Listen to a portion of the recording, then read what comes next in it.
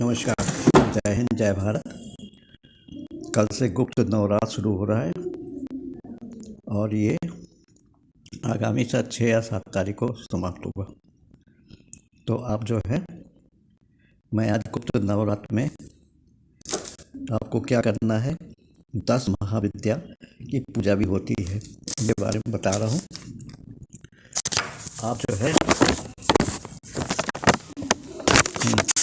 देखिए, 9 दुर्गाओं के अलावा 10 महाविद्या भी मानी गई है। इन 10 महाविद्या में 2 कुल सामने माने जाते हैं। ये तो मैं बहुत बार बता चुका हूँ।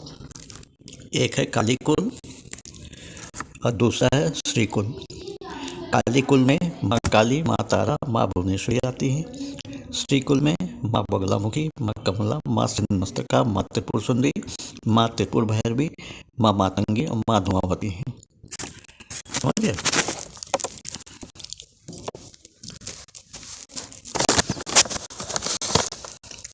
इन 9 दुर्गा और 10 महाविद्याओं के विशेष आराधना के दिन है नवरात्र। साल में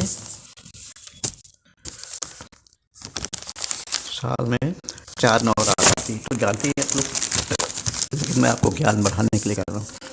4 नवरात्र आती, एक माघ मास में, फिर चैत्र मास में, आषाढ़ मास में और अश्विन मास में।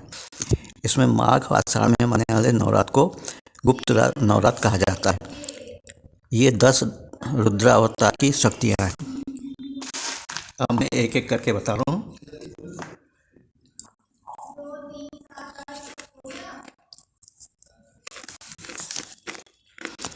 सबसे पहले नंबर 1 पर आती है माँ काली। माँ काली रुद्रावतार महाकालेश्वर की शक्ति है। उसको साधना में विरोधियों पर विजय प्राप्ति होती है। समझना, माँ काली। नंबर 2 है माँ तारा।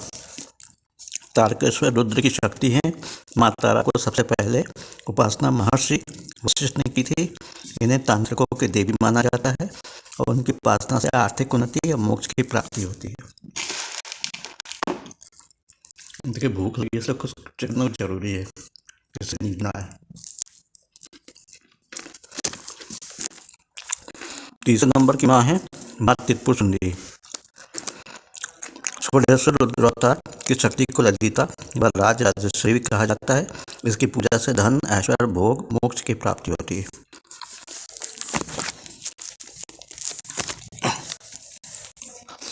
फिर आती हैं चौथे नंबर पर माँ भुवनेश्वरी। ये भुवनेश्वर रुद्र की शक्ति है। इसकी साधना से संतान सुख की प्राप्ति होती है, माँ भुवनेश्वरी। फिर है माँ छिन्नमस्तका। छिन्नमस्तक रुद्र की शक्ति। माँ छिन्नमस्तका की साधना से समस्त कामनाएं पूरी होती है। फिर है माँ त्रिपुर भैरवी। रुद्र भैरवनाथ की शक्ति है। इसकी साधना से जीव बंधनों से मुक्त हो जाता है। फिर है माँ धुमावती। भुवनेश्वर रुद्र की शक्ति है। उनकी पूजा विवाहित स्त्रियां नहीं बल्कि विधवा स्त्रियां करती हैं, क्योंकि ये विधवा है।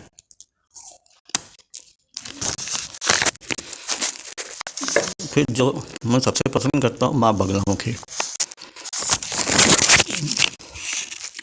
बगलेश्वर रुद्र की शक्ति। माँ बगलामुखी साधना से मनुष्य को भय से मुक्ति और वाक सिद्धि प्राप्त होती है। फिर है माँ मातंगी।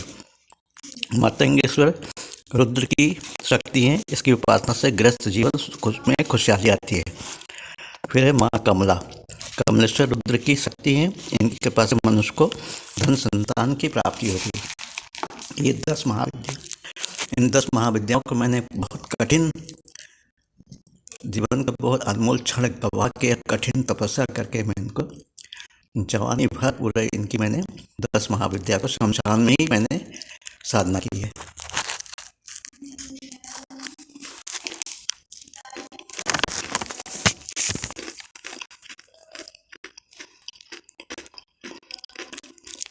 गुप्त नवरात्र की महिमा को आम लोगों तक ऋषि श्रृंगी ने पहुंचाया था। समझे? एक दिन ऋषि श्रृंगी अपने भक्तों के साथ आश्रम में धर्म चर्चा कर रहे थे। तभी उनके पास एक महिला आई। उसने दुखी होकर कहा कि उसका पति अनीतिपूर्ण कार्य करता है, इस वजह से घर में कलह रहती है। कृपा करके कोई ऐसे उपाय बताए जिससे उनके व्यसन दूर हो जाए। तब ऋषि श्रृंगी ने उसे गुप्त नवरात्र की महिमा बताते हुए 10 महाविद्याओं की उपासना करने को कहा और कहा इससे उसे अवश्य लाभ होगा। तभी से ग्रस्त लोगों में भी गुप्त नवरात्र प्रचलित हुआ है। इस नवरात्र की साधना को गुप्त रखा जाता है, इसलिए गुप्त नवरात्र होती है। गुप्त क्या को मेरा काम ही है कि अज्ञान को दूर करना, ज्ञान को। यदि आप में से कोई भी भक्त, मेरा सब्सक्राइबर या मेरा शिष्य यदि गुप्त नवरात्र में जो है किसी भी माँ का अनुष्ठान करना चाहता हूँ, जो कि माँ काली, माँ तारा, माँ त्रिपुर सुंदरी, माँ भुवनेश्वरी, माँ छिन्नमस्तका, माँ त्रिपुर भैरवी, माँ धूमावती, माँ बगलामुखी, माँ मातंगी, माँ कमला, किसी की भी साधना करना चाहता है तो मुझसे संपर्क करिए। मैं उसको विधि विधान से सब बता दूंगा, है ना। हाँ, लेकिन उसको सबसे पहले मुझको गुरु रूप में धारण करना पड़ेगा, गुरु दीक्षा लेनी पड़ेगी, तभी मैं बता सकता हूँ, ठीक है ना।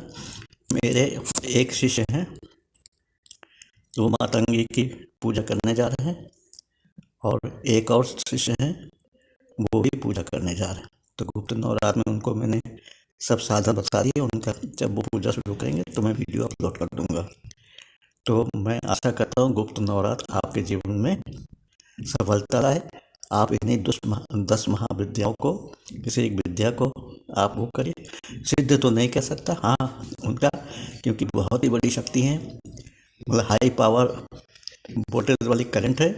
आप उनको प्रत्यक्ष रूप से न बुलाइएगा, बस उनका आशीर्वाद की कामना करिए, आपके घर में सब खुशहाली हो जाएगी। मैंने भी पूजा किया सिर्फ आशीर्वाद लेने के लिए। मैंने कभी नहीं चाहा कि माँ सिद्ध हो जाए। मेरे में इतनी ताकत नहीं है, इतना शक्तिशाली नहीं हूँ, इतना वो नहीं हूँ कि मैं उनको सिद्ध कर सकूँ। बस उनका सानिध्य चाहता हूँ, उनका आशीर्वाद चाहता हूँ, उनका चाहत मेरे प्रति सदैव बने रहे, माँ जैसे वो मेरी रक्षा। इन सब के साथ मैं गुप्त रात्रि में इस ज्ञान को आपके सामने बता रहा हूँ। मैं ज्ञानी तो नहीं हूँ, मैं तो तिनका मात्र भी नहीं हूँ, मैं तो बहुत बड़ा तंत्री भी नहीं हूँ और बहुत वो भी नहीं हूँ, लेकिन मैंने आपको तो ये दिया है। आशा करता हूँ आप लोग अपने जीवन में उसे उतार लेंगे। और गुप्त नवरात्रि इसके बाद फिर आई, तो फिर आप जो है माघ आषाढ़ मास में फिर आएगी। तो तब तक आप मुझसे संपर्क करिएगा, मैं कोई एक महाविद्या आपको सिद्ध करा दूंगा या पूजा कर दूंगा। नमस्कार, जय हिंद, जय भारत। आज गुप्त नवरात्रि के बारे में बताते मुझको हर्ष हो रहा है। इनको आप देखिए, अधिक से अधिक इसको शेयर करिए और अधिक से अधिक इससे लाभ उठाने की कोशिश करिए, और कमेंट्स भी लिखिएगा और लाइक भी करिएगा। धन्यवाद। जय हिंद, जय भारत। इसी के साथ मैं वीडियो को बंद कर रहा हूँ। नमस्कार।